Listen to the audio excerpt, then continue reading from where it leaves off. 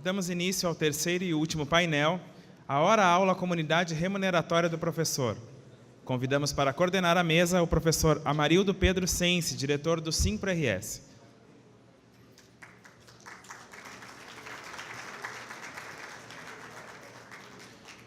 O contrato de trabalho do professor tem como um traço de distinção sua remuneração com base na hora-aula. Esse painel se propõe a discutir que esta hora-aula, também conhecida como período, deva ser observada tanto como unidade remuneratória quanto unidade de tempo, independente da atividade realizada pelo docente.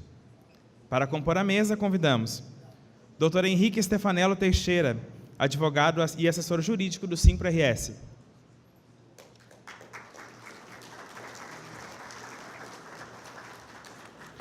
Doutora Maria Cristina Carrion Vidal de Oliveira, secretária-geral adjunta da Ordem dos Advogados do Brasil, seccional Rio Grande do Sul.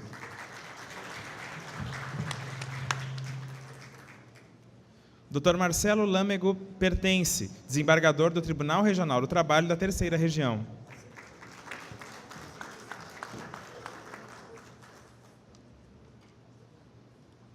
Com a palavra, professor Amarildo Pedro Sense.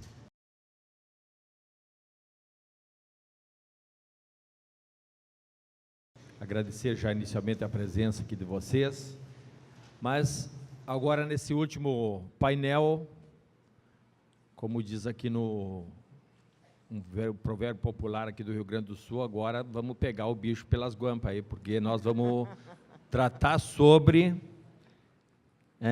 a unidade remuneratória do professor, a hora-aula como unidade remuneratória do professor, que é essa discussão que tem se apresentado cada vez mais com complexidade e polêmica, na medida em que lá a CLT, o que tem de constituído até agora, trata sobre a questão da hora-aula,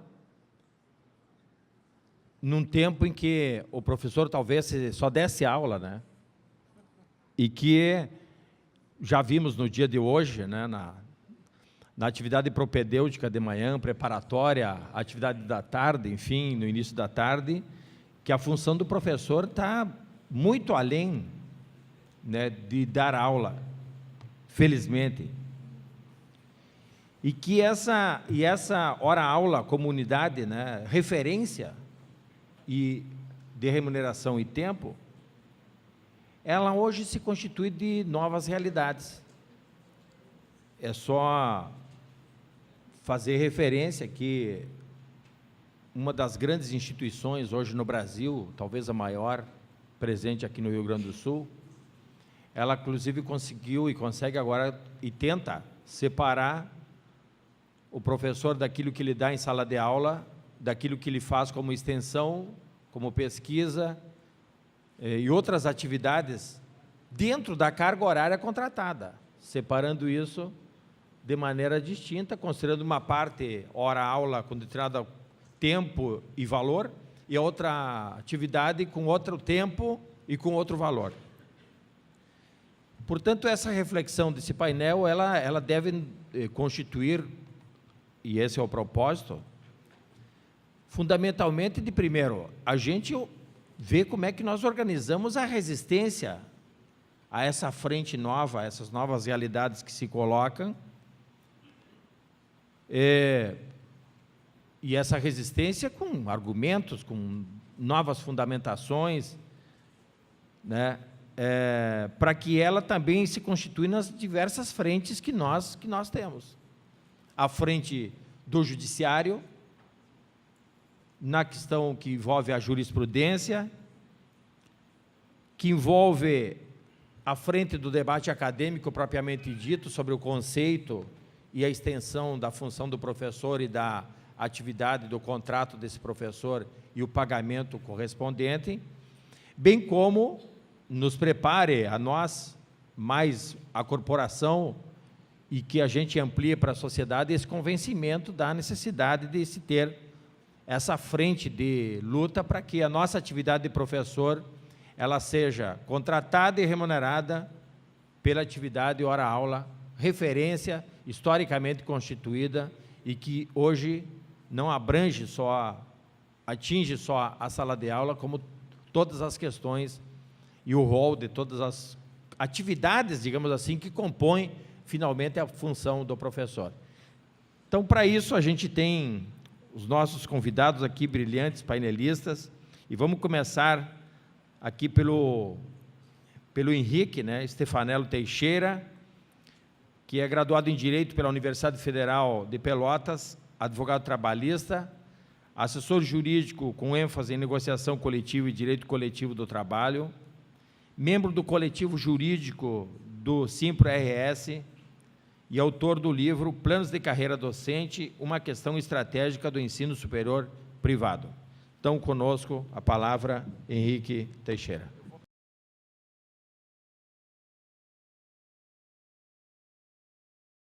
Vou dando início, então, cumprimentando inicialmente a direção do Simpro-RS, na pessoa do companheiro professor Amarildo, dizer que é um motivo de grande satisfação estar aqui hoje debatendo esses assuntos de tanta relevância no cotidiano laboral dos professores.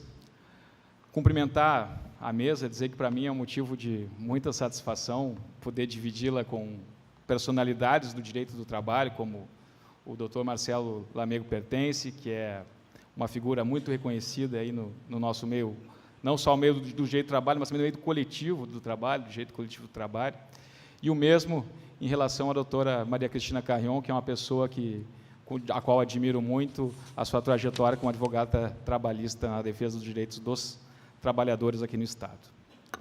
Gostaria de fazer um registro especial também aos meus colegas advogados do coletivo jurídico do Simpro-RS.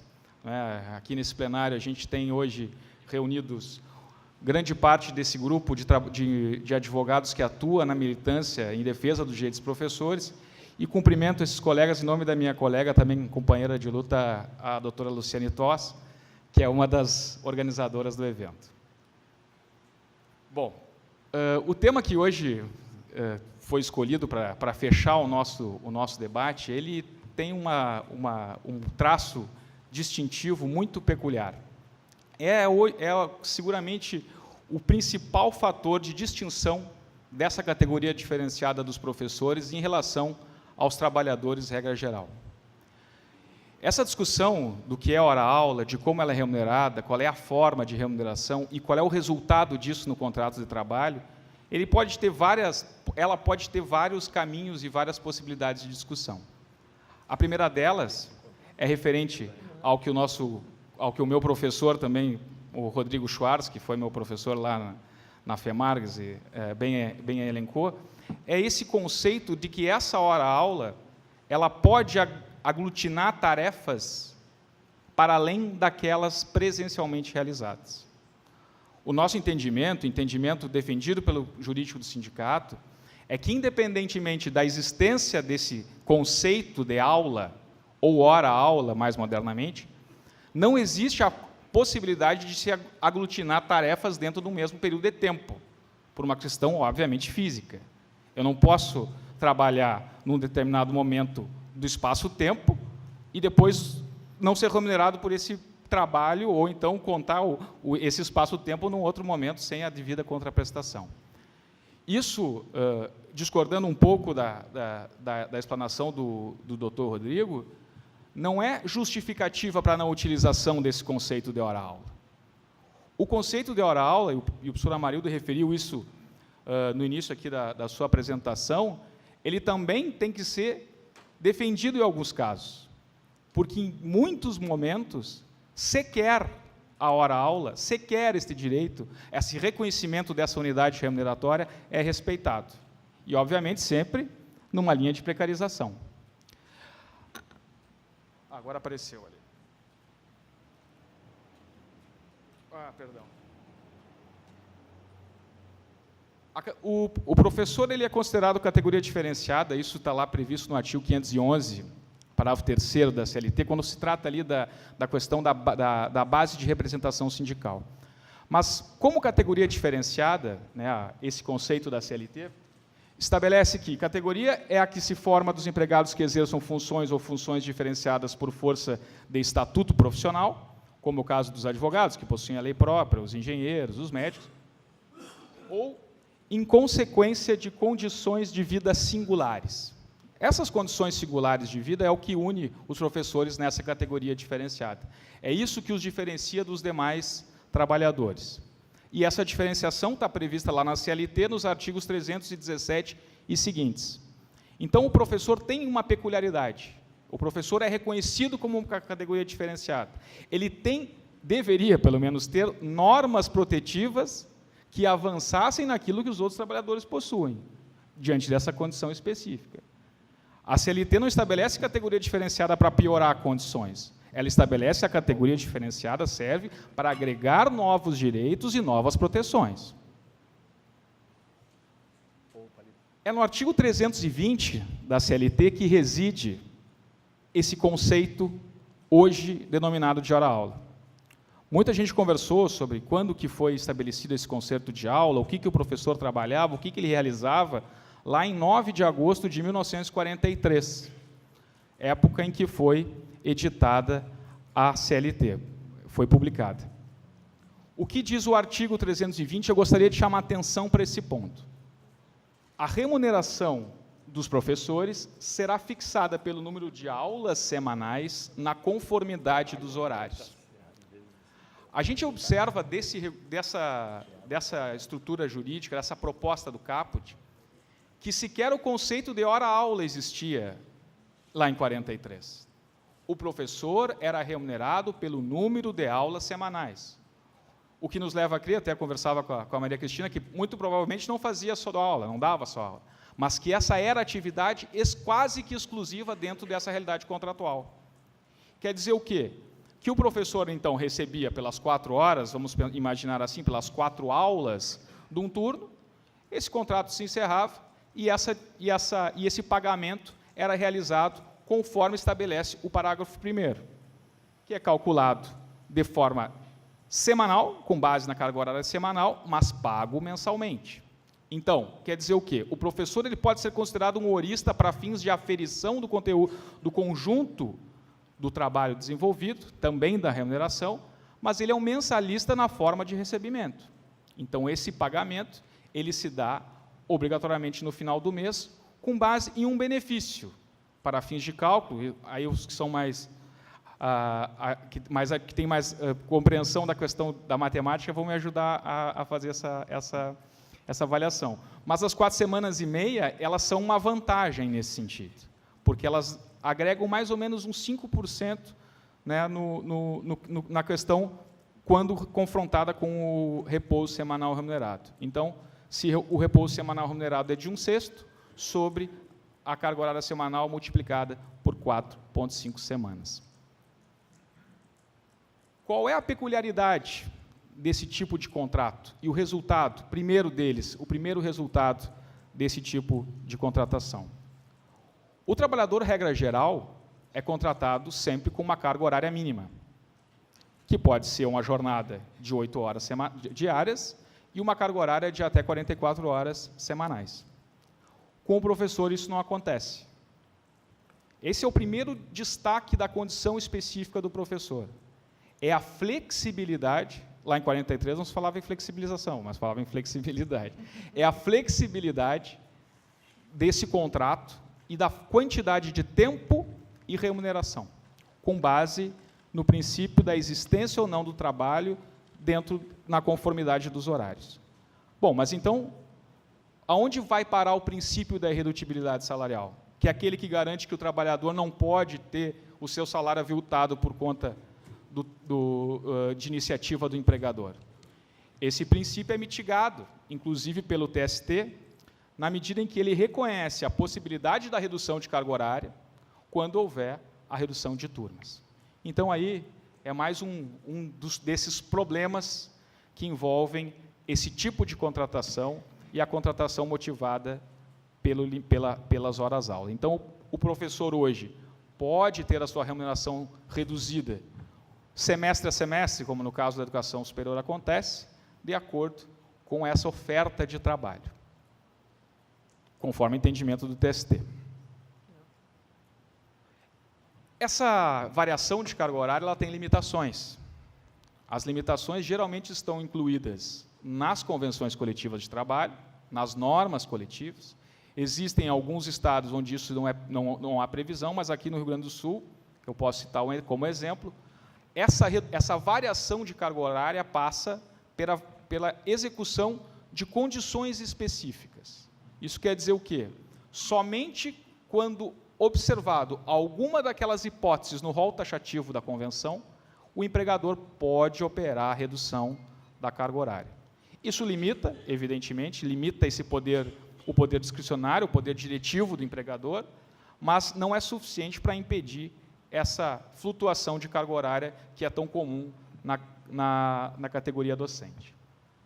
A legislação educacional da educação superior, por outro lado, estabelece, lá no artigo 52 da LDBEM, a existência de outras formas de contratação na educação superior privada. Na educação superior, também na privada, que é a contratação por tempo integral ou tempo parcial. O que quer dizer isso? O tempo integral é aquele professor que tem 40 horas, e essas 40 horas elas devem ser realizadas em até, no máximo, 20 em sala de aula.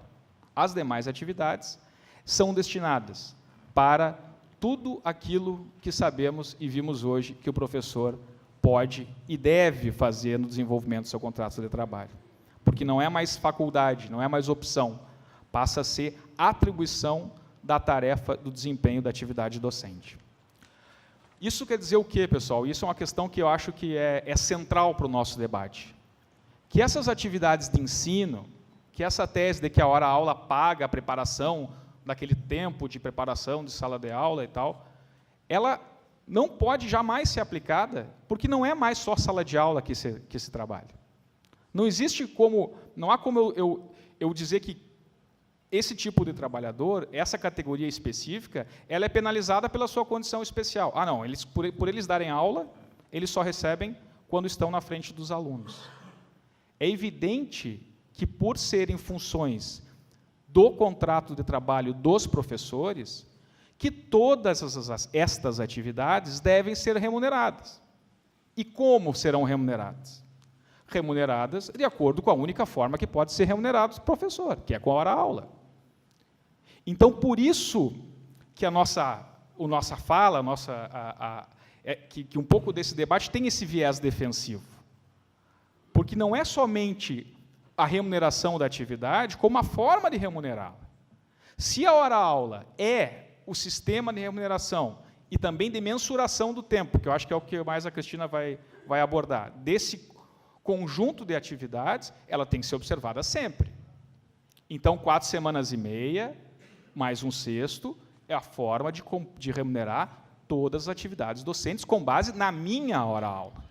Eu, como professor, não sou, mas se fosse, teria lá no meu contrato de trabalho um valor de R$40, R$30 da minha hora-aula. Todas as demais atividades realizadas por mim, sejam em sala de aula ou não, devem ser remuneradas de acordo com o que prevê o artigo 320 da CLT, por ser a única forma que existe de se remunerar um professor. Mas aí, vocês podem perguntar, tá, mas parece óbvio, parece lógico, como é que um trabalhador pode receber de forma diferenciada, de acordo com a atividade? Ou seja, vou lá contratar uma empregada doméstica para fazer uma faxina. Nesse quarto você vai receber 50, nesse 20, porque esse é mais fácil de arrumar. Ou tal. Eu defino e ela recebe de acordo com o que eu estabeleço. É evidente que isso não é possível. Mas, como o professor Amarildo referenciou no início da palestra, existe um movimento, e não é um movimento isolado, em que a hora-aula de sala de aula, esse valor da hora-aula de sala de aula, a forma de cálculo, se aplica exclusivamente às atividades em que o professor está na frente dos seus alunos. Esse mecanismo de concepção, de forma de contratação e forma de remuneração, é recente, aqui no estado do Rio Grande do Sul. Nós temos aqui, como é do conhecimento da maioria dos presentes, uma característica dos empregadores muito vinculadas à norma coletiva, até porque fazem parte dos momentos de negociação, mas uma nova interpretação, que vem, obviamente, das empresas, do setor mais mercantil, já aqui quase exaustivamente referido, de reconhecer como atividade docente e paga com hora-aula os momentos de presencialidade em frente ao aluno e as atividades de ensino, de pesquisa, de extensão, de gestão universitária, quando coordenador, de participações em núcleos docentes estruturantes, que obviamente são atividades docentes, senão não teria no nome núcleo docente estruturante, pagas com percentuais diversos, obviamente sempre menores do que a hora-aula do professor. O Conselho Nacional de Educação, ele emitiu, em 2007, um parecer que trata desse conceito de hora-aula. E ele é bem interessante para a gente verificar como, apesar da legislação trabalhista não ter evoluído na mesma rapidez do que a realidade que nós temos nesse contrato de trabalho específico, o Conselho Nacional de Educação tratou de referenciar esse conceito, dizendo que a hora-aula decorre da necessidade de organização acadêmica das instituições de educação superior. E que, além do que determina o CAPT, que é o tempo que ela pode durar até 50 até 60 minutos, ou menos, é que, além do que determina o CAPT, a hora-aula está referenciada às questões de natureza trabalhista. Então, o Conselho Nacional de Educação, ele reconhece que, para fins trabalhistas, enquanto não tivermos normas mais favoráveis, enquanto não tivermos um contrato mínimo, enquanto não tivermos uma forma de remuneração que reconheça que todo trabalhador, e professor é um trabalhador, e professor é ser humano, tem que ser remunerado de acordo com o tempo à disposição do empregador, de forma clara. No nosso entendimento, isso é evidente, até numa análise constitucional, não há como dizer que o professor ele tem menos direitos do que o trabalhador comum, mas que esse princípio de hora-aula, que a hora-aula seja vinculada como uma unidade remuneratória de todo o contrato docente. Essa condição, obviamente, reflete-se numa precarização do atual patamar protetivo, não é? A gente é muito propositivo, e eu acho que isso é muito útil e muito necessário, que nós avancemos em legislação, em entendimentos, em convencimentos, mas também notamos que as interpretações, seja dos tribunais ou dos departamentos pessoais das instituições de ensino, elas também avançam nos nossos direitos consagrados. Não é? E isso é uma questão que eu acho que tem que ficar muito clara. É que, se não temos condições excelentes de trabalho, se não temos condições, enfim, que condigam exatamente com o que o professor realiza, com o seu trabalho, pior ainda é o que temos observado, esses movimentos de retração e diminuição de direitos. Não é? Então, nós, até para relatar para os senhores, ajuizamos ações coletivas contra essas instituições, já obtivemos vitórias, até a doutora Jaqueline estava aí, não sei se ela está ali, lá em Pelotas, numa ação específica, né, obtivemos sucesso no reconhecimento dessa unidade remuneratória para todas as atividades docentes, e agora em Porto Alegre, em outra instituição de ensino, ajuizamos uma nova ação coletiva para buscar o reconhecimento desse conceito unitário de hora-aula e formato de remuneração. É um grande contrassenso, né, a utilização dessa lógica por parte desse setor patronal, porque o contrato de trabalho ele parte de um princípio, de um pressuposto que é a correlação e a comutatividade. Então, as obrigações que são estabelecidas no início de um contrato, elas devem permanecer equilibradas durante o seu curso até o seu encerramento. No contrato de trabalho do trabalhador comum, vamos assim denominá-los, o acréscimo de funções, o acréscimo de responsabilidades, o acréscimo de tarefas, o desequilíbrio do contrato pressupõe o quê? Um acréscimo de remuneração. Então, se o trabalhador comum ele contrata X para receber X, se ele passa a fazer X mais Y, ele tem que receber X mais Y. Nessa lógica imposta nessa nova modalidade docente, o professor é o contrário. O professor agrega responsabilidades, agrega tarefas, passa a ter um maior rol de competências, exigências, e, em contrapartida, só aquela atividade em sala de aula, que ele está ali na frente dos alunos, é remunerado com base na hora aula, o resto é menos. Esse é o ponto central dessa discussão, né, que eu gostaria de deixar com os senhores. Deixar também uma reflexão no sentido de que esse valor de hora-aula, no nosso entendimento, esse conceito de hora-aula não é incompatível com o de trabalho extraclasse, porque trabalho extraclasse e hora-aula, a aula, e lá em 46 não se falava sequer nessas modalidades de avaliação, nessas exigências de preparação, lá em 43. O que tinha lá? Qual era o conceito que tínhamos lá?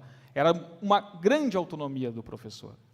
Esse conceito de englobar, né, dentro da hora-aula, trabalho e não remunerá-lo, ele foi sendo gestado ao longo do tempo.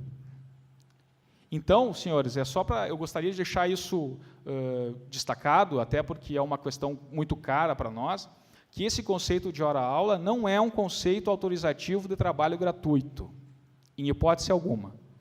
Que o trabalho realizado não é porque o professor, porque consta lá na CLT que a aula seria um evento, e esse é o raciocínio que as 8 turmas do TST hoje estão acatando, é que a aula seria um evento, e esse evento tem que vir preparado. E esse evento demanda tempo, e eu só recebo na hora que eu estou apresentando o evento, o ensaio eu não recebo.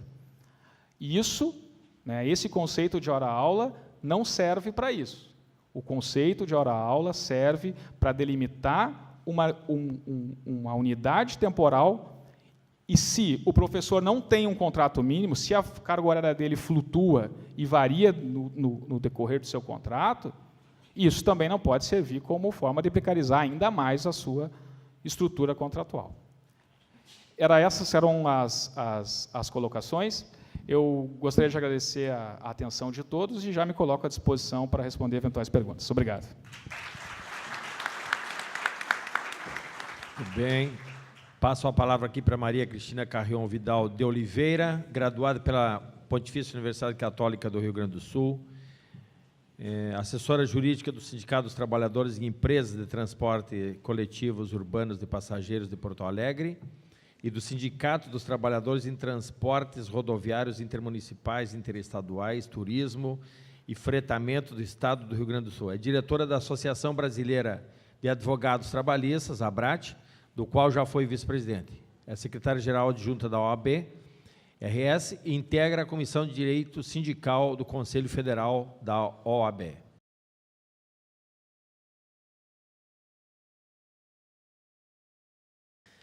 Eu vou ler um texto que eu fiz e vamos discutir e vamos acrescentar o que for necessário na nossa caminhada. É com muita honra que venho aqui hoje aprender e dividir ponderações para semearmos junto o futuro. Aos meus professores do ensino público e privado, meu sincero agradecimento, pois a eles devo tudo o que sou. Para iniciar, vamos citar o velho provérbio inglês, time is money. Lembrar Voltaire, que afirmava que o trabalho afasta de nós 3 grandes males, o tédio, o vício e a necessidade. E Rabelais, que dizia, eu nunca me subordinei a horários, as horas são feitas para o homem e não os homens para as horas. O ditado em inglês está atualíssimo. O conceito de Voltaire ainda é aplicável, já Rabelais está totalmente ultrapassado. Hoje, o homem é feito para as horas e nos submetemos a elas como escravos. Ao longo da história da humanidade, os trabalhadores, em geral, passaram pelas mais diversas, exaustivas e escravizantes jornadas de trabalho.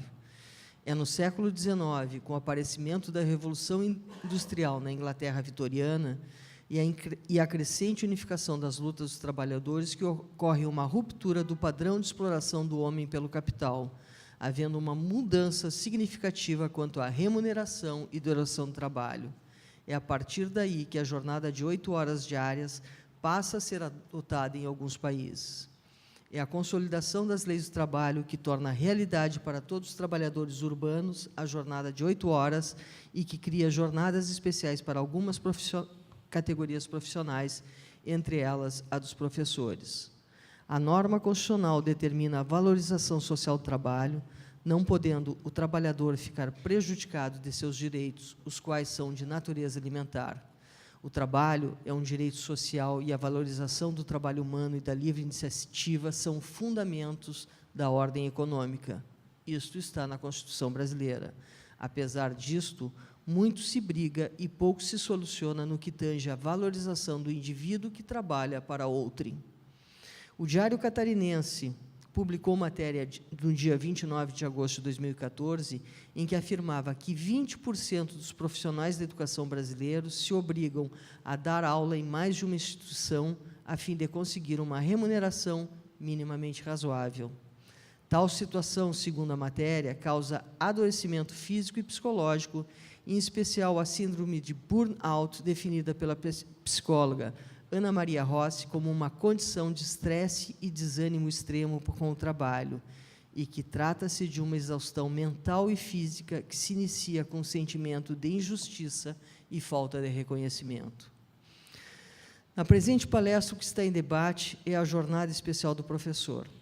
A CLT, como todos sabem, possui uma seção dedicada aos professores, mais precisamente a seção 12, que engloba os artigos 317 a 324.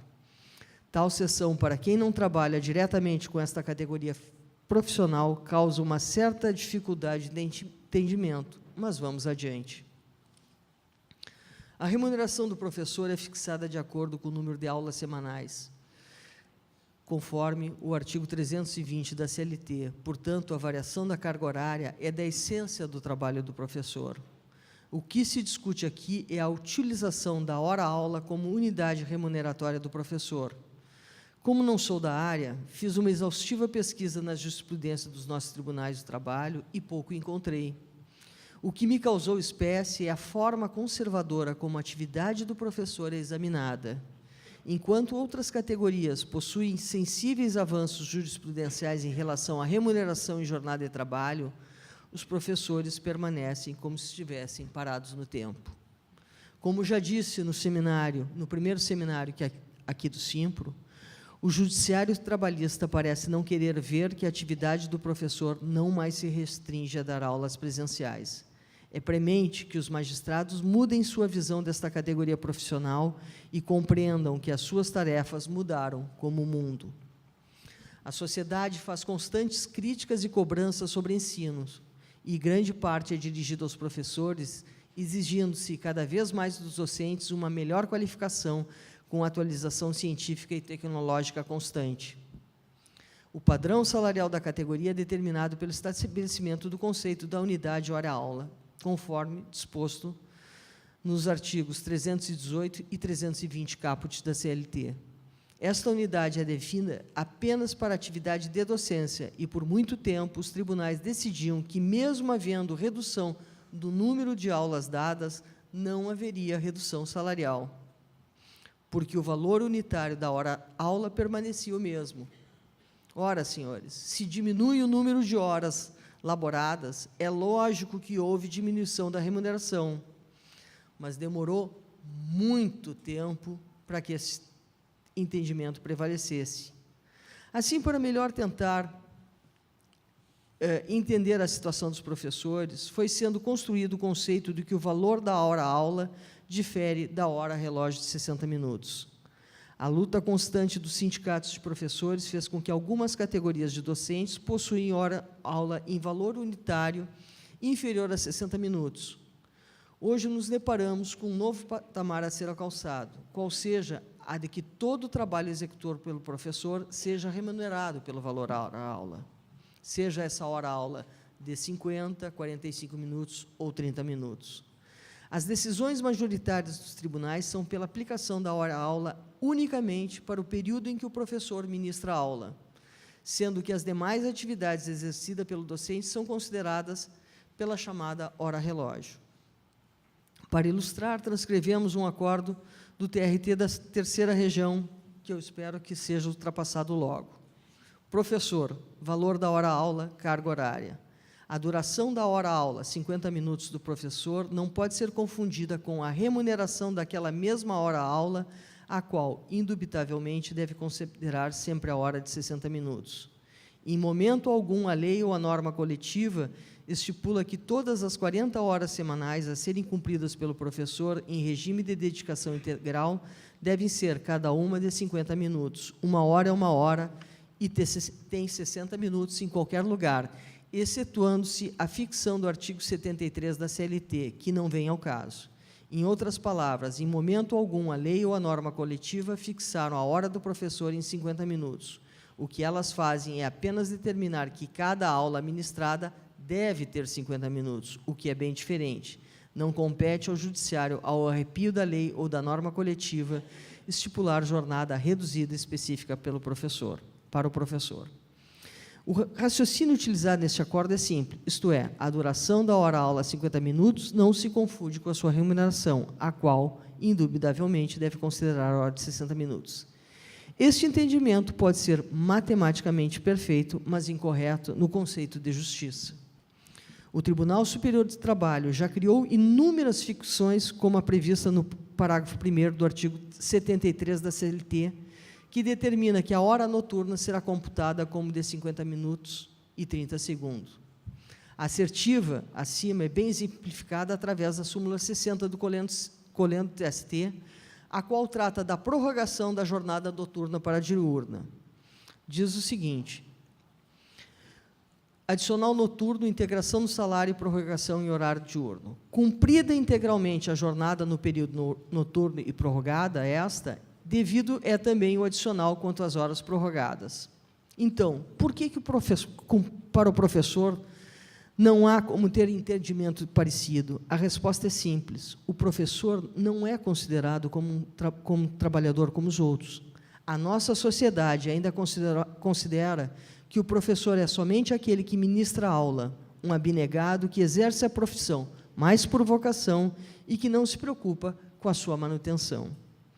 A jurisprudência entende que a docência não englobaria as demais atividades compatíveis com a condição de professor, restringindo-se unicamente à jornada desenvolvida em sala de aula. É como se a moeda tivesse unicamente uma face. O certo é que a hora-aula deve ser observada como unidade remuneratória do professor, independentemente da atividade desenvolvida por ele, não importando se coordenador de curso, estágio, chefia de setor, extensão e pesquisa, atividades externas, reuniões.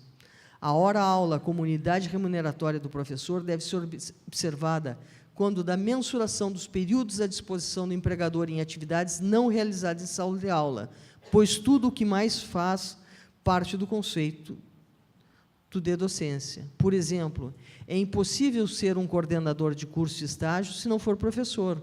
Uma atividade é indissociável da outra. Se a prorrogação da jornada noturna em diurna permite o recebimento como se hora noturna fosse, qual a razão de não se considerar a hora-aula para toda a jornada de um professor? Não há explicação e há um tratamento desigual dado aos trabalhadores da educação. Eu agradeço o convite feito pelo Simpro e a atenção que me foi dispensada. E, como diz um ex-governador do Estado, uma boa luta para todos. E não esqueça que povo que não tem virtudes acaba por ser escravo. Portanto, façam que seus alunos os respeitem, que saibam que todos somos seres políticos e que o futuro da nação está na mão de todos nós, seja por ação ou por omissão. Não adianta culpar os outros se não fizermos a nossa parte. E lembrar sempre, domingo é dia de greve. Muito obrigado.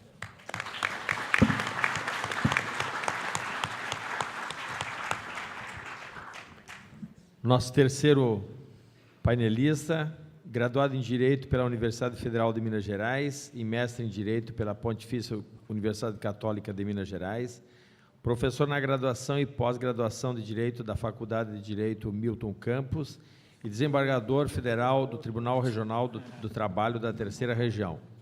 Com a palavra, para nos ouvirmos aqui, o Marcelo Lamego Pertence.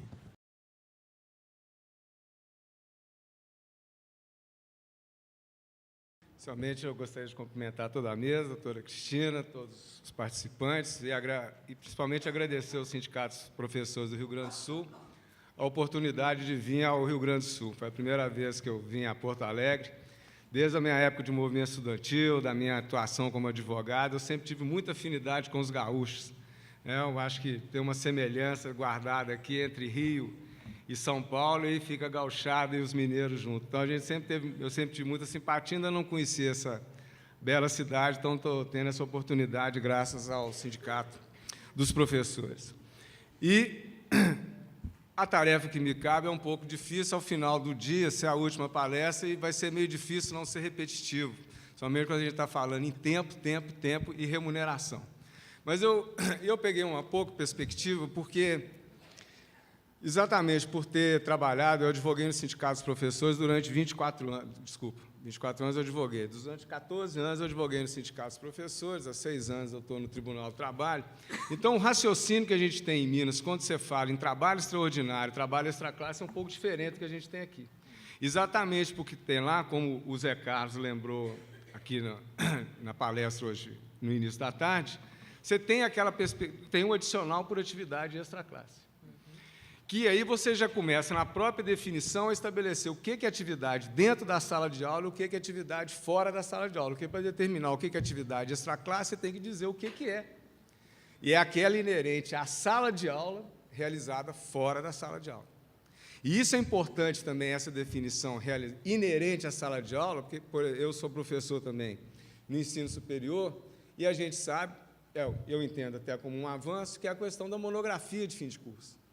E a monografia de fim de curso não tem nada a ver com a sala de aula, porque você pode pegar aluno que nunca foi seu, você tem um número de alunos dentro da sala de aula, tem outros que podem pegar, às vezes eu dou aula no 9º período, normalmente quando chega no 9º período o aluno já tem uma monografia, então eu vou pegar alunos quando eu tenho de períodos anteriores, então a monografia não tem nada a ver com a atividade extraclasse. Mas a luta do patronal lá é para enfiar a monografia dentro da sala de classe, dentro da atividade extraclasse. Aqui a luta, infelizmente, está um passo ainda atrás, exatamente nessa definição do salário aula base como a forma de remuneração. E aí tem uma característica que é muito interessante, não apenas para o professor ser uma categoria diferenciada, e eu particularmente sou contra a categoria diferenciada. Eu acho que a categoria diferenciada, mais do que trazer benefícios para a categoria, ela traz a fragmentação dos trabalhadores. Você tem dentro de uma empresa vários trabalhadores representados por sindicatos distintos, o que leva a uma maior fragmentação e, consequentemente, menor capacidade. Você imaginar que ascensorista de elevador é categoria diferenciada, qual é a capacidade que 2 ascensoristas têm de pressionar o condomínio? Ou as antigas telefonistas, que hoje em dia a gente já não tem mais aquela figura, né? Fazendo a ligação, o que ela pressiona? Todo mundo está dentro de uma indústria metalúrgica, é metalúrgico, está dentro de um estabelecimento de ensino, é trabalhador de ensino. Essa é só a minha opinião, só um parênteses. Mas uma outra característica muito interessante é essa. Eu vou contar um caso só para justificar. Quando eu advogava... Está longe? Desculpa. Quando eu advogava no Sindicato dos Professores, tem lá a taxa assistencial com direito de oposição, determinado período para ser exercido, e um professor um dia mandou uma cartinha dizendo que ele não tinha exercido direito de oposição e pedindo dinheiro de volta. Fui incumbido de fazer com ele um ofício, evidentemente respeitoso, justificando do porquê não devolver esse valor que já tinha passado o período. E uma das afirmações do professor nessa carta é de que o sindicato nunca fez nada por ele. E nos professores é uma absoluta injustiça dizer uma coisa dessa. Por quê? Se tem adicional por tempo de serviço, está previsto em convenção coletiva de trabalho, não é benesse de nenhum empregador. Se você tem adicional extraclasse, como é o caso dos professores lá em Minas, que é de 20%, decorrente de norma coletiva, fruto de luta.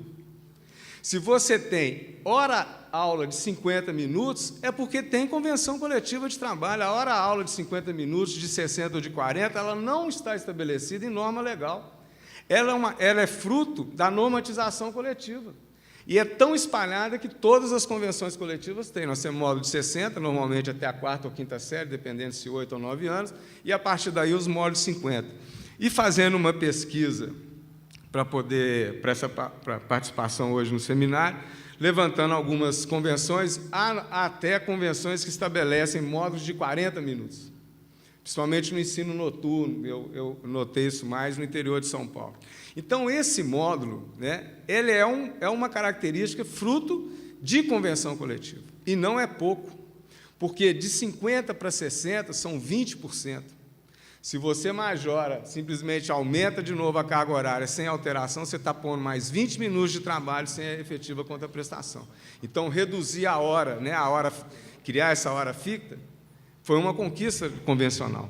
E o tempo, voltando aqui mais uma vez sendo repetitivo, é um dos principais elementos da relação de emprego. Você não trabalha por tarefa, você faça isso, você vai ganhar, porque senão você não tem relação de emprego. Tanto que a CLT, o artigo 2, ela define o que é empregado, o artigo 3º define, o 2, o que é empregador, o 3, o que é empregado, e o 4, o tempo. A remuneração do empregado, ela leva em consideração o seu tempo. Eu não posso, então, estabelecer, e o tempo é prioritário e é fundamental. E esse tempo, você pode alterá-lo, pode pegar o padrão normal, que é 60 minutos, e pode alterá-lo com uma ficção jurídica. Essa ficção jurídica pode decorrer de normatização autônoma, como nós temos exemplo dos professores, ou da própria lei, como já foi citado aqui pela doutora Maria Cristina, a questão da hora noturna. A hora noturna você trabalha 7 horas e conta 8, porque a hora, por uma ficção, ela tem 52 minutos e 30, exatamente 1/8 que tira, para que ao término de 7 horas de relógio, você trabalhou 8 horas, e aí, para o direito do trabalho, você trabalhou 8 horas. Então, para o direito do trabalho, a norma coletiva é que tem que prevalecer. Só que esse estabelecimento, exatamente por ser norma coletiva, ela pode gerar, e normalmente gera, essa interpretação restritiva quanto ao módulo das horas extraordinárias, dos 50 minutos e dos 60, porque, normalmente, também, quando se define os 50 minutos, ele está estabelecido como hora-aula na convenção. E a hora-aula é aquele tempo, eu costumo brincar com meus alunos, quando eu vou explicar a remuneração, e a remuneração do professor é interessante, porque distingue ali período, número de aulas trabalhadas, 4,5 semanas para você formar um mês, mais um sexto. Eu falo, professor é eurista, mas não é eurista porque ele fica fazendo hora aqui na frente, não. É eurista porque ele só recebe a hora que ele está aqui dentro. E essa atividade extraclasse, que muitas vezes, né, corrigir prova é o fim da picada, né? Leva tempo, você tem que elaborar a prova, corrigir prova. Às vezes você vê algumas respostas e fala, gente, o que eu fiquei fazendo ali na frente, né? Explicando, só para um exemplinho para vocês, eu dou aula de direito coletivo, um dia eu perguntei o que era um dissídio jurídico. Dissídio jurídico é cláusula, é divergência de interpretação de norma. Aí a aluna respondeu, conflito jurídico é quando a convenção coletiva de trabalho diz uma coisa e a CCT diz outra. Então, depois de 3 meses, eu não consegui fazer a menina entender que CCT é a abreviatura de Convenção Coletiva de Trabalho. Mas há muito mais coisa que recompensa do que essas pequenas tragédias, vamos dizer assim, das alegrias e tristezas de ser professor. Então, essa questão da norma reduzida, da hora reduzida, ela tem que ser aplicada. Eu não estou justificando, nem sei quem é o autor, mas eu mesmo ainda tenho alguma dificuldade, mesmo tendo trabalhado nos sindicatos de professores, ao definir a atividade extraordinária do professor, se de 50 ou de 60 minutos. Eu não sei se eu teria uma diferença tão grande de raciocínio para o professor horista do que foi tomado por esse colega da terceira região. Exatamente, que aí pode ser até uma limitação de horário, de raciocínio, mas eu acredito que essa definição está muito estabelecida para a hora-aula, e até é importante que ela estabeleça para a hora-aula, para falar que a hora-aula é para a aula, na frente dos alunos. E depois, se for discutir a aula à distância, é outra coisa, mas aquela aula em sala presencial, ela está remunerando aquilo ali, ela tem um módulo especial para 50 minutos, é uma conquista da categoria de 50 minutos. Ela pode ser estendida? Ela pode ser estendida. Pode ser estendida de algumas formas. Estou até sendo muito breve para uma delas, pela consolidação jurisprudencial. E o exemplo também citado pela doutora Maria Cristina, que é exatamente a OJ 60, que estabelece que, para quem trabalha após 5 horas da manhã, se já trabalhou no horário noturno, ele vai recebendo. É um avanço dentro da jurisprudência. Mas eu já dizia isso quando advogado e digo hoje também na condição de magistrado. Eu espero muito pouco da justiça. E acho que a gente não deve esperar muito da justiça, não. Por quê? Porque são vários fatores que vão compor a formação do juiz, o seu julgamento, porque do mesmo jeito que há uma pressão de um lado, uma pressão do outro, há a formação. Né? A formação dos juízes hoje, dos novos juízes, é completamente dos juízes que ingressavam diferente dos que ingressavam há 20 anos e muito diferente daqueles que ingressavam há 40 anos atrás.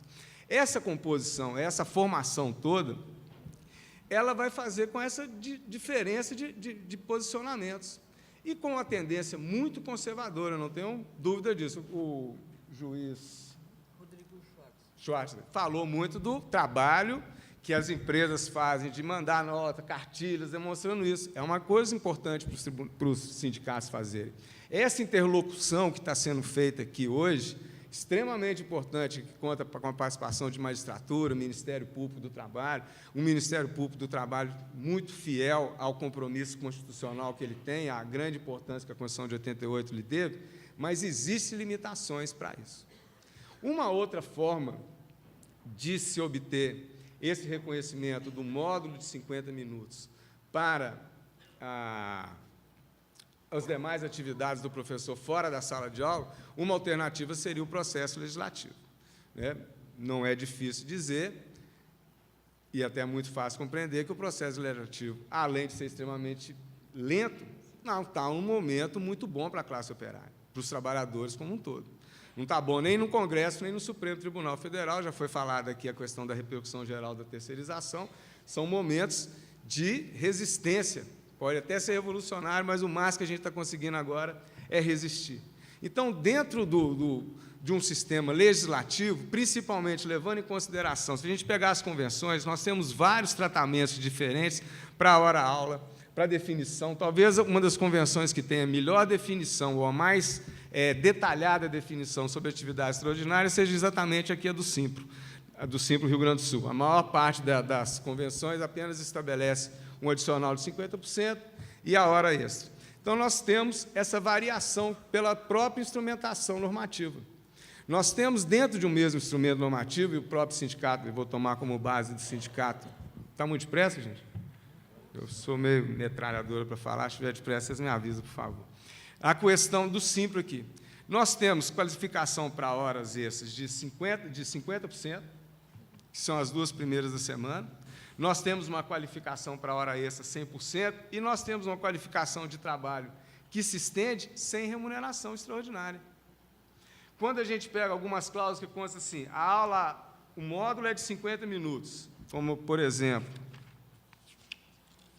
as próprias de Maranhão, Pará e as do interior de São Paulo, falam, o módulo é de 40, 50, 60, 50 e 40, e se houver trabalho além, vai ser observada a proporcionalidade do minuto. Ou seja, nós estamos permitindo a ampliação do módulo com pagamento além, sem o adicional de extra classe. Sem o adicional de horas extras. Então, mas isso o que é? É fruto da negociação e da compreensão do que envolve a atividade do professor e de uma normatização autônoma. Então, pela lei, eu acho muito difícil. E a outra alternativa, então, seria a normatização autônoma. Eu encontrei uma única convenção, e eu vou pedir licença aos senhores para ler, que é a Convenção dos Professores do Sul Fluminense. Eu preparei a palestra, pensei muito, exatamente por causa dessa visão lá do Sul, do que extrapola o horário regular. Então, pensei muito na atividade extraordinária, né? Das reuniões, das atividades de fim de semana, dessas outras questões todas. E, neste caso aqui, eu dei destaque para essa convenção, que é dos sindicatos professores do Sul Fluminense, com os sindicatos de ensino de Volta Redonda, e tem uma cláusula que estabelece o seguinte, adicional de horas extras. Os estabelecimentos de ensino obrigam-se a pagar o valor de um salário aula base, um salário aula extra, como bonificação de no mínimo 50% para cada período de 50 minutos em que o docente, fora do seu horário normal de aula, ficar à disposição do estabelecimento de ensino, importando em acréscimo de horas de serviço às aulas de recuperação, conselho de classe, plantão de orientação pedagógica, professores, prova de seleção, dependência e reuniões. Ficarão excluídos dessa obrigação os estabelecimentos de ensino que, dentro da carga horária do professor, inserirem o tempo disponível remunerado, TDR. E define aqui duração de aula por salário-aula do professor, entende-se cada período de 50 minutos em que o mesmo esteja à disposição do estabelecimento na regência de aulas ou na prestação de serviço de natureza didático-pedagógica, ficando obrigatória a concessão de intervalo mínimo de 15 minutos após 3 aulas. Ou seja, há aqui, então, um estabelecimento específico da normatização. Só que negociação coletiva, e a gente pode entrar num outro campo, a negociação coletiva é a alternativa para isso, eu não tenho a menor dúvida. E a negociação coletiva, muitas vezes, tem sido vendida como a panaceia para todos os problemas dos trabalhadores e das indústrias. E faz-se, às vezes, uma leitura extremamente ampliativa do inciso 26 do artigo 7º, naquele que diz do reconhecimento das convenções e acordos coletivos de trabalho. A minha opinião, o que o Constituinte quis dizer foi, se havendo acordo e convenção coletiva de trabalho, ele tem que ser observado. Ele não deu uma carta branca aos atores sociais, aos convenientes ou aos acordantes, para legislarem sobre qualquer coisa, para alterarem sobre qualquer dispositivo da legislação trabalhista.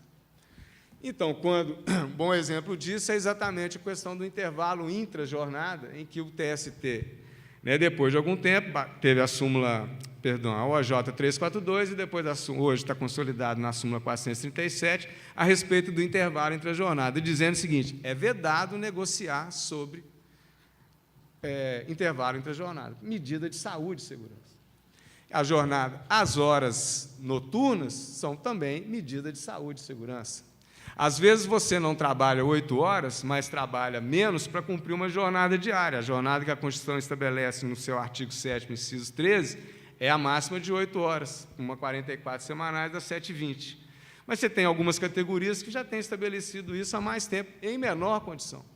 Seja por questão de saúde e segurança, como o caso das operadoras de telefonia, e por capacidade de mobilização, à época da edição da CLT mesmo, bancário com jornada de 6 horas, ferroviário com jornada especial, jornalista com jornada de 5 horas. Então, isso tudo é possível dentro da normatização legal. Para a normatização coletiva, a gente precisa encontrar limites. Os limites, no meu entendimento, não podem ser abaixo do que está na lei. Quando abaixo do que está previsto na lei, no mínimo você tem que ter uma ótima compensação para isso. E não é dando cesta básica, você vai abrir mão de horas em itinerário e outras pequenas concessões em troca de grandes vantagens. Então, eu vejo com muita ressalva essa ampla negociação coletiva, essa ampla possibilidade de negociar. E muitas vezes eles me perguntavam no tribunal: Marcelo, você veio do meio sindical e tem resistência com a negociação coletiva? Foi exatamente por isso, que a gente sabe da dificuldade de mobilização, das baixas assembleias. Por outro lado, a gente não pode desistir disso.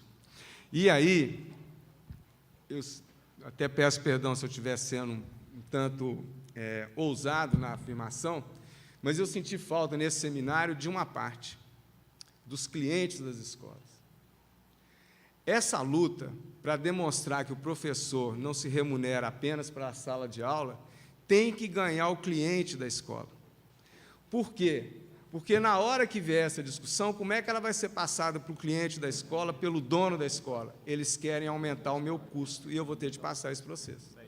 Isso nunca vai ser entendido se não houver esse importante chamamento do cliente da escola, isso nunca vai ser entendido como mais qualidade ou como dignidade para o trabalhador, porque todo mundo primeiro está preocupado com o seu bolso mesmo, não coisa. Então, o cliente vai pensar o quê? Se vier esse embate, que eu vou gastar mais, e isso vai ter de ser repassado para a mensalidade.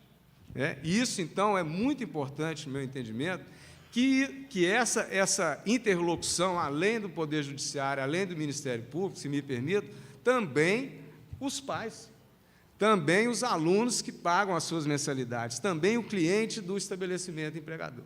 Eu acho que ele também tem de ser trazido para essa discussão, para fortalecer essa luta, que muitas vezes, igual o Zé Carlos falou, essa atividade extra-classe dos sindicatos dos professores, ela veio no dissídio coletivo com greve.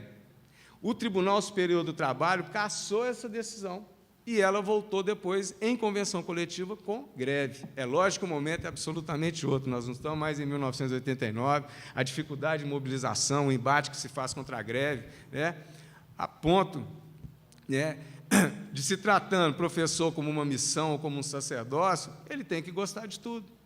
Ele tem que achar bom ganhar pouco e ter muito aluno, porque ele optou por ser uma Madre Teresa com carteira assinada, e que não é a verdade. É a mesma questão quando fala do motorista de ônibus. Ele tem direito de fazer greve. Um dia que ele fizer greve, vai dar confusão? Vai dar confusão. Já dá confusão com 100% da frota funcionando, não vai dar confusão com 50%. Mas ele tem direito de fazer greve. Vai falar, isso é coisa de país incivilizado. Não é não, vai lá na França ver qual é a categoria que mais mobiliza, dos metroviários de Paris. Quando eles param, a cidade para. Então, é um poder que tem. E não é porque vai causar transtorno que não vai poder ser exercido. Então, essa atuação, essa participação de todos e de ganhar a sociedade, e principalmente o usuário do ensino, né, o cliente dos estabelecimentos de ensino, ela tem que ser ganha. Eu também não vou querer ser repetitivo, eu acho que nos debates a gente tem mais condição de aprofundar as questões, mas, mais uma vez, apenas agradecer a oportunidade de participar de uma mesa tão rica e de um seminário tão importante como o que o sindicato está fazendo. Muito obrigado pela atenção.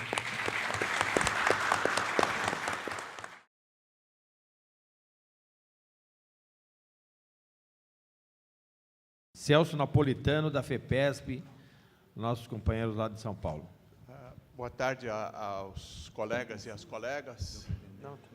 E gostaria, antes de mais nada, de cumprimentar o Simpra-RS por essa atividade e que é muito esclarecedora aqui para a nossa atividade.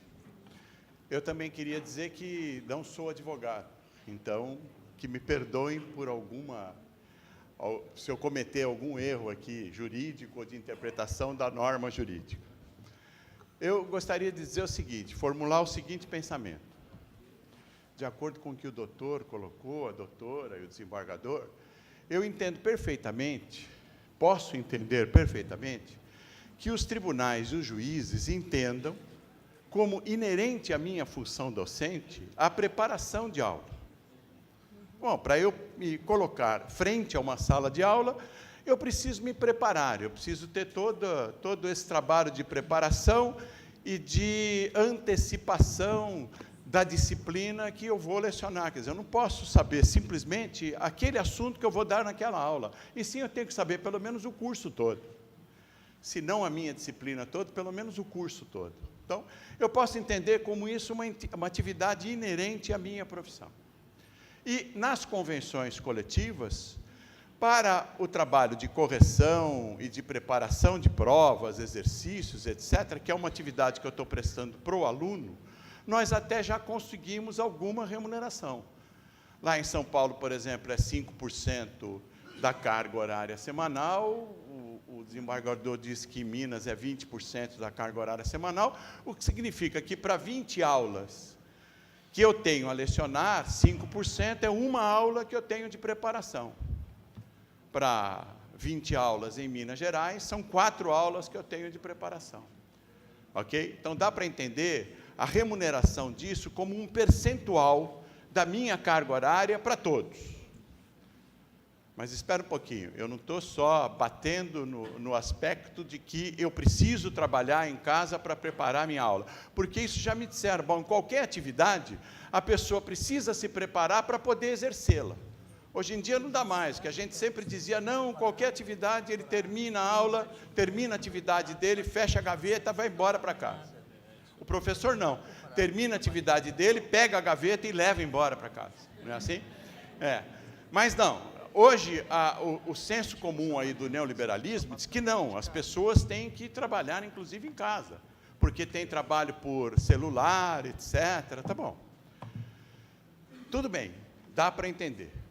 A questão que eu quero colocar aqui é a respeito das outras atividades, dos outros trabalhos, que foram agregados à minha função docente, advindas da aplicação das novas tecnologias. Esse é que é o problema que nós precisamos discutir, que nós estamos debatendo bastante, por exemplo, lá em São Paulo, nas nossas convenções coletivas. Nós já não estamos mais reivindicando o percentual da jornada de trabalho como pagamento desse trabalho adicional. Não, nós queremos medir esse trabalho. E como é um trabalho prestado não a mim, no sentido de me preparar para dar aula, mas é um trabalho prestado diretamente ao aluno, por intermédio da escola, até controle de notas, controle de faltas e outros controles que antigamente eram feitos pela secretaria, etc., e que agora são feitos diretamente pelo professor nas plataformas da escola e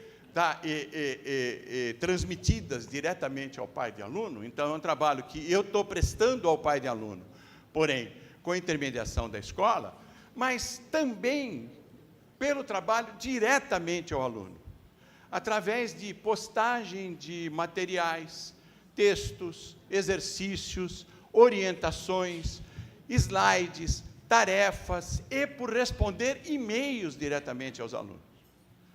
E-mails contendo perguntas que ou os alunos poderiam fazer na própria aula, e às vezes não o fazem porque dizem que tem algum constrangimento perante os colegas. Alguns anos atrás, quando essa questão foi colocada em debate, até pela mídia lá em São Paulo, alguns declararam isso: não, eu prefiro fazer a pergunta por e-mail, porque assim eu não sou ridicularizado pelos meus colegas, e eu tenho um tratamento um pouco mais personalizado, individualizado, etc. Ou que poderiam ser feitas na sala de aula, e não são feitas ou por preguiça, ou talvez por constrangimento, mas que poderiam ser resolvidas pelo velho e antigo método de estudar e pesquisar, né? Como nós fazíamos. Quer dizer, o aluno hoje deixa de ter algum tipo de trabalho pela nossa disponibilidade de responder e-mails. Aliás, a respeito desse assunto, a propósito, eu queria registrar que no caderno, aliás, do Estadão de domingo, tem um artigo muito interessante de uma professora, cujo nome é Spring Serenity Duval, que é a professora da Carolina do Norte dos Estados Unidos, que conta uma experiência muito interessante, onde ela proibiu e-mails numa turma. Numa das turmas delas, ela proibiu e-mails, só para ver o que ia acontecer. Ela só permitia e-mail para marcar um encontro, para discutir algumas questões pessoalmente. Esse artigo, inclusive, está reproduzido no site da FEPESP, foi publicado no boletim da FEPESP de ontem. Bom, mas, retornando, essas atividades que foram incorporadas à minha função e que não existiam, eu faço o seguinte paralelo: imagina que um repórter ou um jornalista tenha que escrever a matéria, editar a folha de jornal, descer lá na gráfica e imprimir o jornal. É mais ou menos o que a gente está fazendo, né? Então, são atividades que foram incorporadas à nossa função e que têm que ser remuneradas. Mas não podem ser remuneradas como um percentual da minha jornada. Por quê? Porque o meu trabalho é diferente do seu e é diferente do Santana. Eu posso trabalhar de uma maneira nas plataformas e você pode trabalhar em outra. Então, ela tem que ser quantificada. E aí sim, como é uma atividade prestada ao próprio aluno, ela tem que ser quantificada e remunerada como hora-aula, porque a nossa moeda é hora-aula. Então, é essa questão que eu queria colocar aqui, que eu proponho, inclusive, que a gente passe esse debate para poder colocar essa questão, inclusive nas mídias, etc., do trabalho que o professor está sendo obrigado a fazer. Sem contar que as novas tecnologias nos obrigaram a adquirir conhecimentos que não nos foram ensinados, e também adquirir materiais, né, tipo banda larga. Para eu poder me comunicar com a plataforma da minha escola, eu preciso ter banda larga em casa, porque senão eu preciso fazer todo o meu trabalho na própria escola. e não tem computador suficiente para isso, e nem eu vou querer passar a semana inteira na escola. Então, eu precisei adquirir banda larga. Muitas vezes nós somos obrigados a imprimir nossas próprias provas agora, que é o fato do jornalista imprimir o próprio jornal. Então, essas atividades todas que eu proponho que nós passamos ao debate, e aí sim defendendo a remuneração por hora-aula, que é a nossa moeda. Obrigado.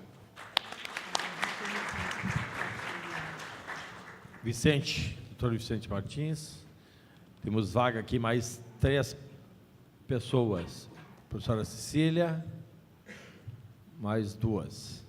Estamos abertos. Boa tarde a todos. Uma saudação muito fraternal ao Marcelo, meu colega, advogado de tantos anos.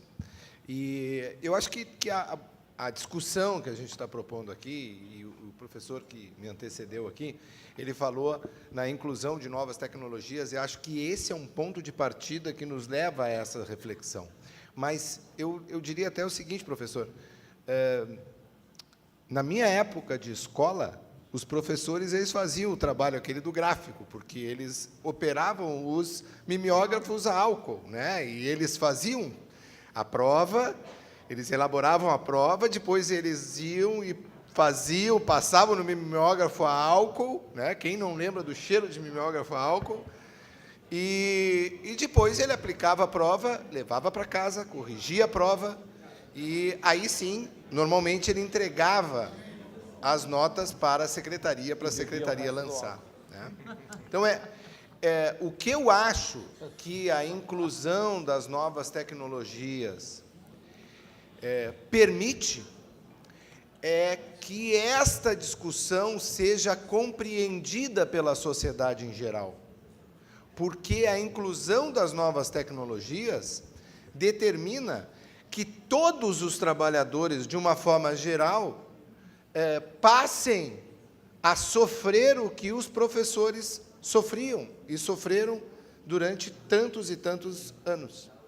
Quer dizer, hoje, a minha secretária, que antes eu não tinha como acessá-la às 8 horas da noite, ou no sábado, às 4 da tarde, eu hoje, se eu estiver na minha casa às 4 da tarde, eu me lembrar que segunda-feira eu tenho uma reunião importante com o professor Amarildo do Simpro, eu vou pegar e vou mandar uma mensagem para a minha secretária, que vai receber no e-mail particular dela uma lembrança do seu querido chefe que está importunando ela no momento de descanso. E ela também não tem o descanso. E ela também não consegue se desligar de alguma atividade.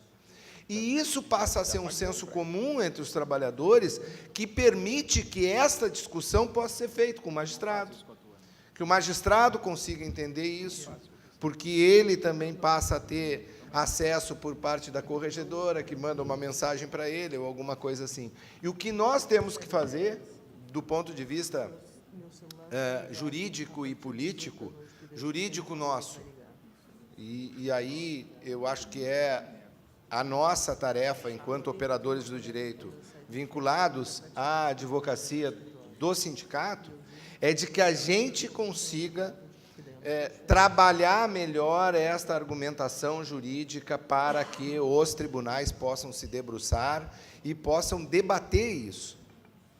Não julgar de uma forma absolutamente impessoal, como muitas vezes acontece, mas acho que a gente tem que forçar com que o judiciário reflita sobre essa discussão que nós estamos colocando, porque eles, as pessoas hoje, a sociedade tem que refletir sobre isso. Acho que o Marcelo colocou, do cliente, eu sou um cliente da escola privada, Marcelo, como pai de 3 filhas que passaram e ainda estão nas escolas privadas. Eu acho que é um debate importante a ser feito com os pais. Talvez alguns pais não compreendam isso, mas outros pais vão ter essa sensibilidade também, entende? De poder ter essa coisa. E a outra coisa é de que também pode ser uma pauta nossa de convenção coletiva, esse direito ao domingo, né, a greve aos domingos, que foi a campanha que o Simpro fez no ano passado. Eu acho que é um elemento importante para a gente fazer. Tem um advogado que deu uma palestra agora no Congresso da Associação Gaúcha de Advogados Trabalhistas, um advogado brasileiro, gaúcho, mas que ele hoje é advogado da Comissão de Fábrica da Volks na Alemanha, e que ele, contando para nós, para mim, para a Cristina, para a Silvia ali, que está sentada ali representando a Brat, ele nos contou o seguinte, que ele, quando sai da Alemanha, ele não consegue mais acessar aos e-mails corporativos da central alemã, a qual ele está vinculado, e aos e-mails corporativos da Comissão de Fábrica da Volks. Porque, como ele entrou em férias, o e-mail corporativo dele fica bloqueado, ele não tem acesso. Ele não tem acesso. Para ele ter acesso, ele tem que pedir autorização de 4, 5 superiores e tal. Por quê? Porque é o momento de férias dele. E se ele tiver acesso ao e-mail corporativo, ele vai ficar recebendo 40, 50 e-mails de todo mundo durante o período de férias dele. Então, talvez a gente até pensar na regulamentação disso, na criação de uma norma coletiva, de que coloque que o acesso aos e-mails corporativos só possa ser feito dentro de uma jornada de trabalho, ou dentro da jornada de trabalho, enfim, limitar esse tipo de acesso, e isso é uma coisa absolutamente possível, utilizando as novas tecnologias. As novas tecnologias podem ser usadas a nosso favor, inclusive para medir esse trabalho extraordinário que é feito pelos professores. Obrigado. Professora Cecília.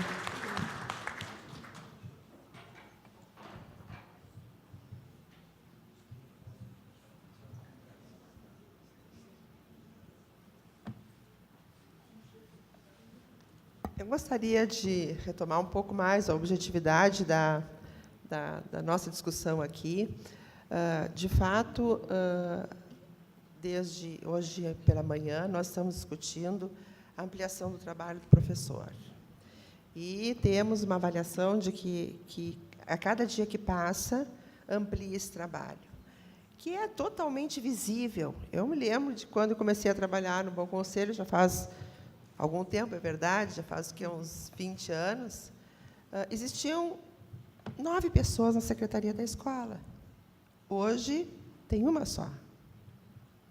É claro que foi esse trabalho muito minimizado em função dos recursos tecnológicos, mas é verdade também que uma parte do trabalho da secretaria da escola foi para o professor.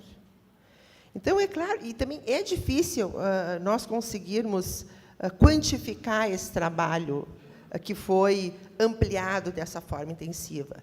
Mas que ele foi ampliado de uma forma intensiva, foi, e que ele precisa ser remunerado dentro do limite do bom senso. Porque nós tivemos uma vitória, e para mim foi uma grande vitória que nós tivemos no Ministério Público, essa manifestação que proíbe as escolas aqui do Rio Grande do Sul de, no final da semana, mandarem e-mails para os professores, mandarem ordens para os professores, porque era muito comum, na sexta, no sábado, no domingo, os professores receberem tarefas para entregar na segunda-feira. Então, o que me parece é que nós precisamos, assim, constatar que, de fato, houve um alargamento e uma intensidade muito grande na tarefa do professor.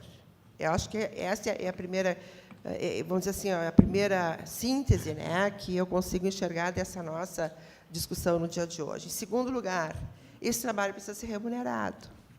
Bom, se a gente for levar em consideração a subjetividade, quanto tempo eu levo para fazer um trabalho, quanto tempo eu levo para fazer outro, ela fica inviável, essa discussão. Ela fica inviável, porque, realmente, algumas pessoas trabalham de forma mais rápida, outras pessoas demoram mais, afinal de contas, não são só os alunos, são todos diferentes, os professores também são diferentes, mas é preciso que tenha um bom senso de estabelecer um período que o professor precisa ficar à disposição, sim, da escola e ser devidamente remunerado.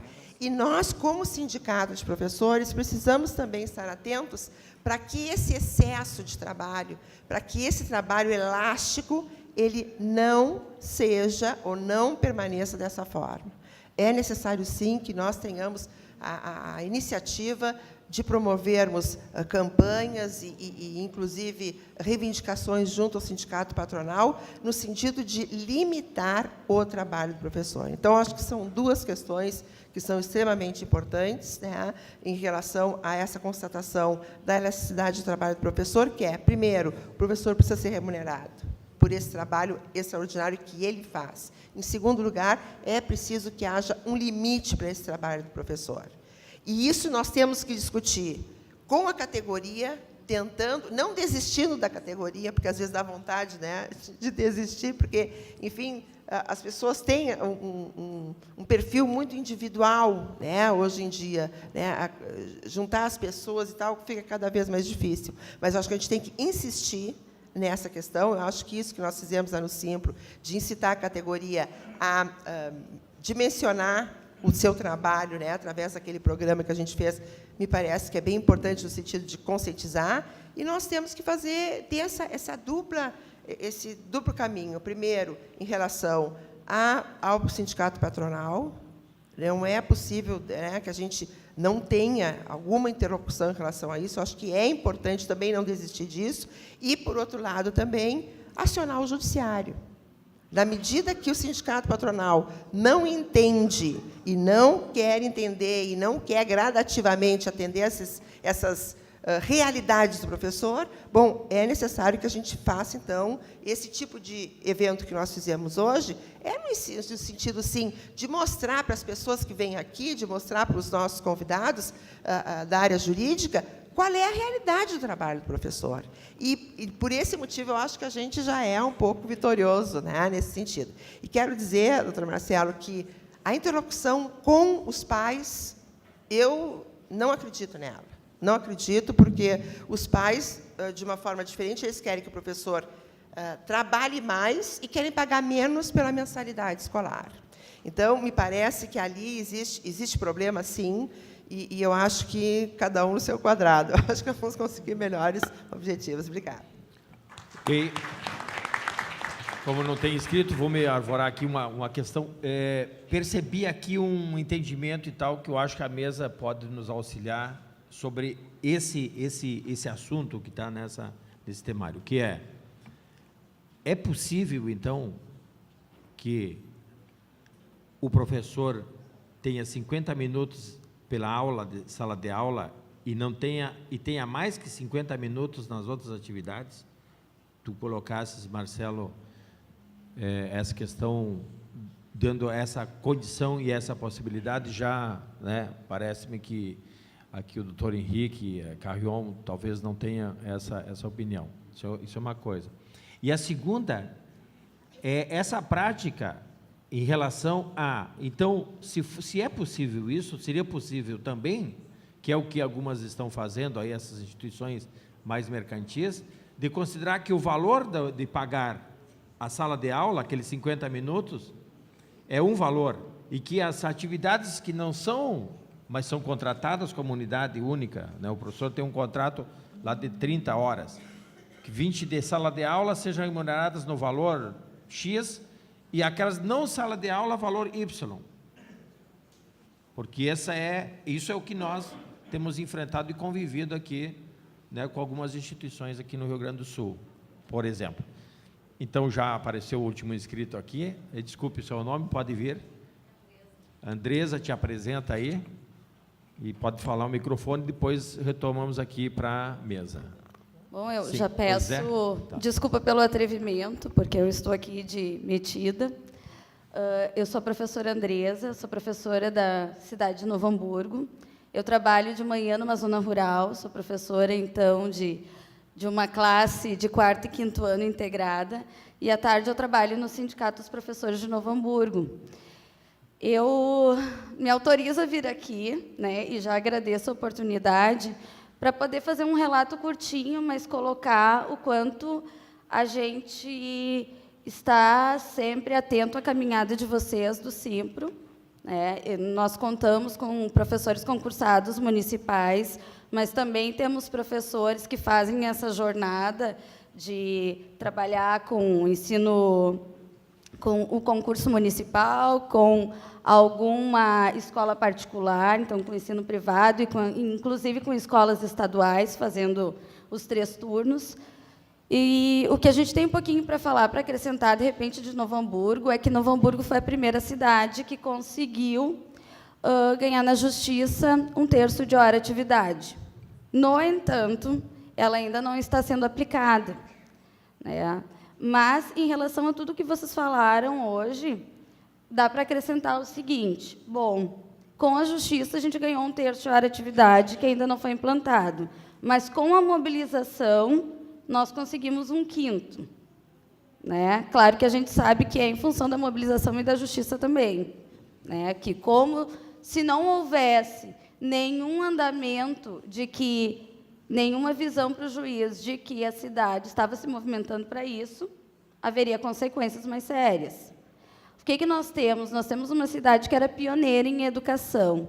Em 2009, nós perdemos o nosso plano de carreira. Um plano de carreira mais ou menos. Um plano de carreira que não dava mestrado e doutorado, a professora garantia de que sua formação fosse remunerada, né? Mas nós tínhamos a possibilidade de todo curso que fizéssemos de 300 horas ganhar 6% a mais no nosso salário. A nossa briga era, então, pela colocação do mestrado e doutorado. Em 2009, nós perdemos. E aí nós ganhamos um vácuo de 1 ano e alguma coisa sem plano de carreira, e a instituição de um novo plano de carreira que dividia, então, os professores em ensino, em educação infantil e ensino fundamental, né? Algumas coisas que fecham aqui. Primeiro, esta caminhada de vocês, que está sendo ao contrário da nossa, né? Porque é a caminhada de vocês de luta, de estar buscando, fortalecendo aí a questão da organização dos professores. A nossa, de ter a organização dos professores, ter essa luta, ter a possibilidade de não ser mandado para a rua e direito de fazer a greve, né? Então, essas duas coisas que se colocam, né, em choque, né, a luta, a organização, e um plano de carreira extinto que coloca Novo Hamburgo num outro patamar, porque nós tínhamos professores com mestrado, doutorado, e aí, então, tirando o plano de carreira, abrimos uma brecha. Agora nós temos 40% dos professores de Novo Hamburgo se aposentando, estes do plano de carreira extinto, e agora uma nova leva de professores de ensino à distância. Então, daqui a pouco, nós teremos um outro relato do ensino de Novo Hamburgo, né? Pessoas que não conviveram com uma faculdade, que não tem a questão da organização do grupo, essa questão pessoal, interpessoal que nós precisamos ter, né? E que, ao mesmo tempo, se acham na mesma condição do que aquele que está na situação de poder ser colocado para a rua, que não tem a luta. Então, não agrega, não tem a luta, né? E que precisa ser motivado. E daí eu preciso dizer, né, eu, como professora que estou em sala de aula e trabalhando no sindicato também há um tempinho, há pouco tempo, faz só 3 anos, que a gente precisa, sim, tentar propor o máximo que o professor pense, que o professor que não teve aquela condição de estar com um grupo, de poder trabalhar em grupo. E um relato nosso do ano passado, uma coisa nova. No ano passado, em função dessa nova composição aí de professores em Novo Hamburgo, quem mais aderiu às greves dos professores foram os pais. Mas aí a questão é que nós somos professores municipais, aí é diferente, né? Mas eu agradeço a oportunidade e continuo dizendo que acompanho vocês, né? E obrigado pela oportunidade de estar aqui. Zé, 6º nome aí, Zé, 1 minutinho. Eu vou falar rapidinho. É porque eu acho que levantamos algumas questões nesse bloco, né? E que o colega levantou, vocês aqui, o advogado de vocês, a questão do bloqueio dos e-mails, que eu achei interessante. Porque não é só a remuneração compensatória de atividade a mais que a gente está, que não é pago. Eu acho que nós temos que ter limite nisso aí, né? Eu acho que quando o Marcelo coloca a questão da ultrajornada, nós temos limites sobre isso. nós temos que colocar referências, né, da redução, né, porque nós estamos adoecendo. A sobrecarga, hoje eu vejo lá em Minas, né, eu acho que isso é geral, as condições hoje de saúde dos colegas, né, com essa sobrecarga, não tem compensação que compense essa sobrecarga. Então, nós temos que trabalhar não só a questão das aulas não remuneradas, que eu acho que nós temos que trabalhar isso, mas tem que haver limites também, porque senão, se nós não colocarmos isso, né, vem aquilo que o Celso abordou, vem um liberalismo, eu vou trabalhar, viu, até curso corujão, né, e vai por aí afora, eu vou ficar 24 horas a serviço. Então, esse negócio do bloqueio são questões que nós temos que pensar melhor nessa questão. Eu acho que é uma discussão, né, que temos que trabalhar essa questão, não é só a remuneração, porque fica uma coisa, né, tem um limite nisso aí. Muito bem, então devolvemos aqui a palavra, já agradecendo a participação de vocês aqui com a gente, enfim, essa contribuição importante que vocês deram, devolvo aqui para as considerações finais. Contigo, então, Marcelo, pela ordem inversa. Vou tentar fazer um apanhado geral, mas eu quero começar pela professora Cecília, na questão dos pais. Eu também não acho que os pais seja fundamental, não. Na verdade, o que eu falei da questão do pai, é porque eu estou um passo à frente. Eu acho que o que vai conseguir botar a remuneração do professor dentro de 50 minutos, o respeito a todo o tempo que o professor trabalha, ou qualquer empregado trabalha, porque o artigo 4 da CLT está muito claro. Tempo à disposição do empregador é enquanto ele está cumprindo e aguardando ordens. Então, isso aí deveria ser muito mais fácil. Hoje você tem um artigo 6 que fala dos métodos telemáticos, mas eu acho que o fundamental é a mobilização. Quando eu pensei dos pais, foi para a hora que tiver a mobilização, for fazer a greve, você conseguir mostrar para o pai. Mas eu acho que o fundamental para ter essa alteração nesse quadro seria a mobilização. A questão da contratação de 50 minutos, eu acho que vai depender muito da forma como contratado. Se um professor é contratado por 30 horas aulas, 30 horas aulas de 50 minutos. Então, eu não tenho dúvida quanto a isso, porque ele, dentro das 30 horas aulas, ele vai ter aquele tanto de aula que ele vai dedicar à sala de aula e outra, mas está contratado por hora-aula. Outra coisa é a contratação por tempo integral, que você trabalha, que inclusive é uma reivindicação do sindicato, que é trabalhar por 20 horas ou por 40, e dentro disso você vai ter o tempo dedicado à sala de aula e o tempo dedicado às outras atividades fora da sala de aula, que aí pode ser até uma hora de 60 minutos. Vai depender da forma de contratação dos 40 minutos. Porque, para ter 50, eu acho que, para não ter dúvida, é o seguinte, a hora do professor tem 50 minutos, ponto. Aí é a hora na sala de aula, é a hora no intervalo, na festa junina, aí você compensa com o mesmo valor. A hora do professor tem 50 minutos, a remuneração dele é por hora. Quanto? Ele vai receber 50 por hora, que corresponde a 50 minutos. Então, essa é a questão de estabelecer, de você ter uma norma convencional e dar um elastecimento, né? Que aí é onde entra a justiça. Esse elastecimento das horas noturnas é um grande avanço, mas não é a regra. Não é a regra. É muito raro você ver o Poder Judiciário estendendo algum direito, né? O mais comum é restringindo o direito. Por isso que eu falei no começo, que mesmo hoje estando na magistratura, eu espero muito pouco, não. O que eu espero que é uma justiça imparcial, correta, honesta, mas não posso esperar demais que ela vá avançar onde a gente não consegue avançar, não. É apenas o que eu tenho em 30 anos de movimento político, movimento sindical e de atuação no Poder Judiciário. E eu peço desculpas pela brevidade da exposição e, às vezes, até pela sua superficialidade, mas eu estou muito honrado de estar aqui, é uma alegria muito grande poder participar desse debate. Muito obrigado. Obrigado, Marcelo. Você agora, então, Maria Cristina. Bom, mais uma vez agradecer pela oportunidade de estar aqui. Como eu já disse, eu já participei do evento ano passado, e eu disse o ano passado e volto a dizer, é graças a seminários como esse que se mudam a forma de pensar. O nosso judiciário trabalhista, ele foi preparado para atender aquele empregado que bate o cartão ponto no início da jornada, bate no final e não leva mais nada para casa. O trabalho intelectual é uma coisa que é difícil de mensurar, de entender e de quantificar. Portanto, essas discussões que se fazem, que vocês fazem e que vocês trazem, os representantes do Poder Judiciário, são extremamente importantes.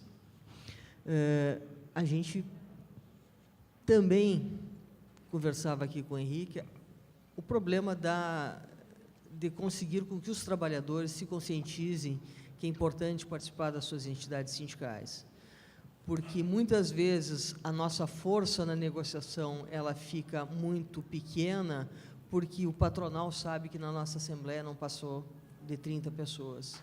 Então, quanto mais nós propagarmos as atividades que as nossas entidades sindicais fazem e que nós participemos, nós estamos aumentando o poder de negociação da entidade.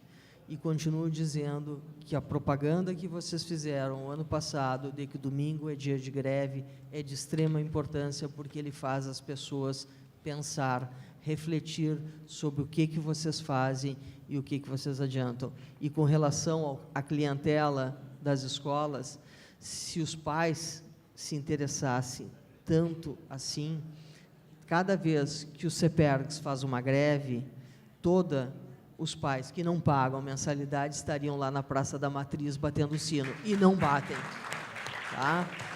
Hoje, nós vivemos um problema, como já dissemos no ano passado, os pais querem que a escola, e principalmente vocês, professores, façam a parte deles, que eles não têm tempo, não têm, às vezes, instrução, e também não se interessam por fazer. Muito obrigado. O Henrique, só para dizer, lembrar que a greve o ano passado foi uma greve nacional, né? Esse ano a gente não sabe, viu? O pessoal da Confederação aí nos convoquem. E também agradecer, né, doutora Maria Cristina, que a gente anda por aí, te encontramos em todas as lutas aí humanistas que existem aqui na Grande Porto Alegre e tal, tu estás. Então, acho que mais esse destaque aí também dessa tua presença nas outras frentes aí de luta. Henrique. Também agradecer o convite, a oportunidade de estar aqui hoje. Para mim é um motivo de grande satisfação ter representado o coletivo jurídico do Simpro aqui, ter participado da elaboração e organização desse evento também é algo que me orgulha muito, e é um agradecimento de coração que eu faço aí para o Amarildo e para o Marcos e para a Cecília, que também participaram da elaboração desse evento. Eu acho que o seminário ele tem uma construção lógica, né, que é bem interessante. A gente, na manhã, constatou que os professores tiveram agregados ao seu contrato uma série de novas atividades, e, de tarde, a gente discutiu como essas atividades não são pagas e como elas deveriam ser pagas. Então, é o grande desafio avançar nesses conceitos que hoje temos de hora-aula, de contrato de trabalho com jornadas flexíveis, mas também, como eu tentei frisar na minha fala, um momento de resistir em nome daquilo que já temos. O professor lá de São Paulo referiu que a hora-aula é a nossa moeda.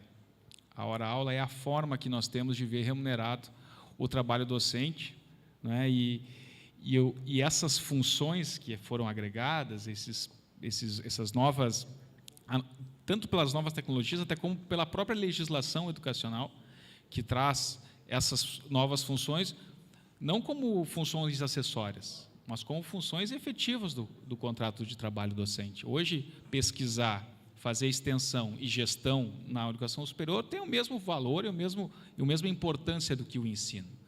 Esses elementos, né, que nos demandam, acredito, uma reflexão mais profunda, né, porque o empregador ele quer usar esse conceito de hora-aula para aquilo que lhe convém, que é para poder flutuar a carga horária.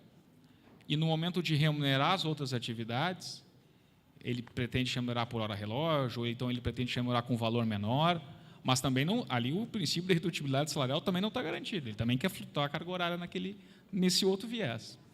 Então, mais uma vez, agradecer a todos a presença. Eu acho que isso aqui engrandece a nossa luta, também nos arma para continuarmos aí nesse embate não só judicial, né, mas um embate jurídico aí dessas teses que tanto nos apaixonam e fazem, que nos envolvem dessa forma tão direta e profunda. Como foi comentado por alguns colegas, principalmente no turno da manhã, a respeito dos planos de carreira, né, dos quadros organizados em carreira, gostaria de também deixar uma dica, fazendo aqui um merchandising do nosso trabalho, meu e do Marcos aqui, uma obra que está à disposição, um pequeno livro que nós elaboramos sobre a experiência do Simpra-RS na elaboração de planos de carreira docente e na sua instrumentalização e formalização pela via do acordo coletivo de trabalho. Hoje nos orgulha muito um patrimônio jurídico de mais de 40 acordos coletivos celebrados aqui no Estado, que implementam os quadros organizados em carreira, que é o termo da CLT, mas os planos de carreira, que é conforme a legislação educacional prevê, pela forma negociada, pela via do acordo coletivo. Então, deixar esse convite aí para quem quiser conhecer a obra, ela está à disposição. E também convidá-los, né, Marildo, para o próximo evento aí, que é o lançamento do livro sobre o trabalho extraclasse. Muito obrigado.